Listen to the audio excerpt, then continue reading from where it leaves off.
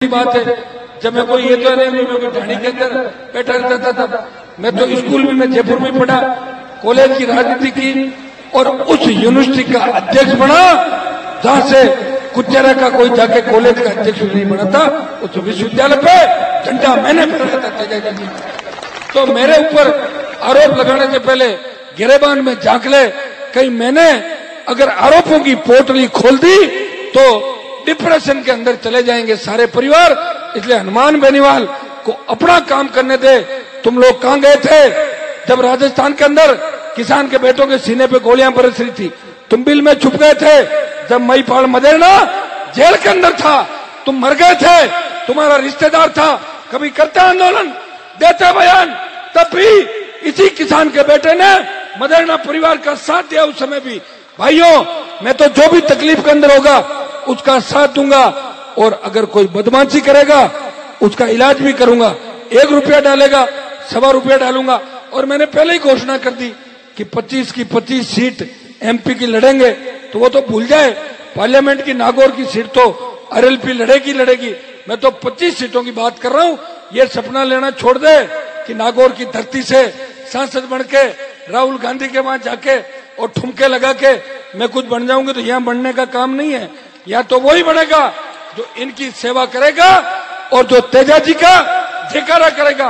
खरनाल के अंदर मेला भरता है, कभी देखा गया इन लोगों को मेले के अंदर? आज तक आता है कभी इनका बयान भी देखा किसानों के लिए? कभी बैठा क्या सड़कों पे? हमने हमारी जिंदगी खराब कर दी। इन्होंने तो 45 से लेके 1998 तक 53 साल में किसी किसान के दूसरे बेटे को राजस्थान के अंदर मंत्री नहीं बनने दिया। ये तो 98 के अंदर भंवर सिंह डांगावास पहला मंत्री बना था। 10 बड़े बड़े किसान नेताओं की इन्होंने हत्या कर दी, राजनीतिक हत्या। भाइयों, सावधान रहना है।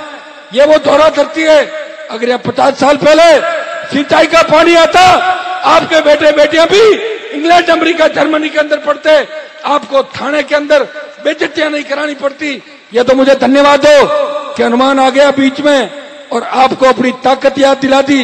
जिस तरह वीर हनुमान ने रावण की लंका के अंदर आग लगाई थी, मैं कांग्रेस और भारतीय जनता पार्टी की भ्रष्टाचार की लंका के अंदर आग लगा दूंगा, नेस्त नाबूद कर दूंगा।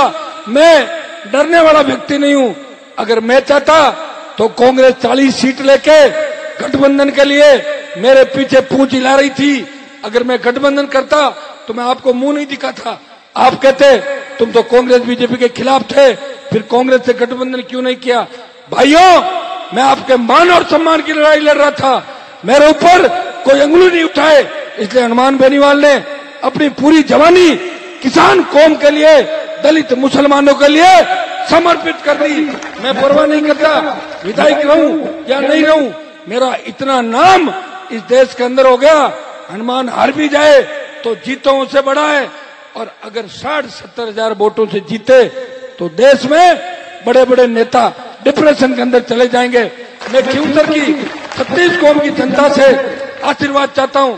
शाम को वापस पांचला आऊंगा। मुझे लग रहा है पांचला हेलीकॉप्टर आएगा नहीं, अंधेरा हो जाएगा। हो सकता है, कोशिश तो करूंगा, लेकिन हेलीकॉप्टर नहीं आ पाया तो अपने क्या, आप तो इतना तो इंतजार कर ही लोगे। सड़क मार्ग से आऊंगा। पांचला की मीटिंग करेंगे, कल रूण के अंदर मीटिंग करेंगे और लास्ट मीटिंग कुचेरा में करेंगे कल शाम को 4 बजे। आपको शाम को पांचला भी आना है। भाइयों, करीब 90% 5 साल के अंदर मैंने आपकी बात रखी।